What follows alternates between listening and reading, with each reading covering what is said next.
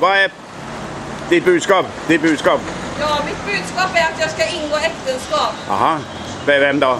Med Mats Jägerhammar. Ja, okej. Det är du säker på alltså? Ja, de inte så är det på smisk. Va? Smisk. Smisk? Ja. Är det på smisk? Ja. Va? Ta kameran, Emil. Va? Ta mitt med den. Det var smisk, ja. Ja. Ska du kan hålla i, ja. Ja, håll på kameran. Ja, jag kan filma, ja. Filma. I. Ja.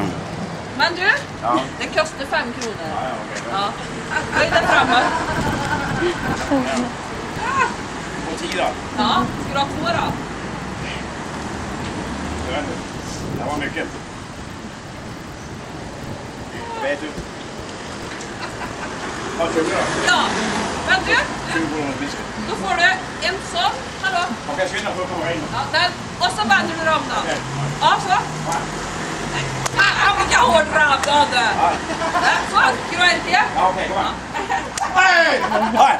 Du där springer, du där ska... Vem ska gifta sig med dig då? Mats. Jaha, jag är framme. Han är stark, han vet du. Jag är säker. Det vet du. Ja, ja. Så där då.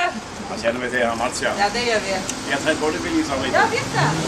Fast Vad ska jag med den? Vad ska jag med den? stack den i lomma. Ta en sån. Jag vill ha sån i 20 ton är det. Vattenpistol då. Ja, det går bra. Ja. Lycka till med bröllopet. Jag tänker gifta med dig i år. Det är för sent. Va? Får se då. Okej, tack. Ska jag få äta mat? Det blir bra. Ja. Det är ju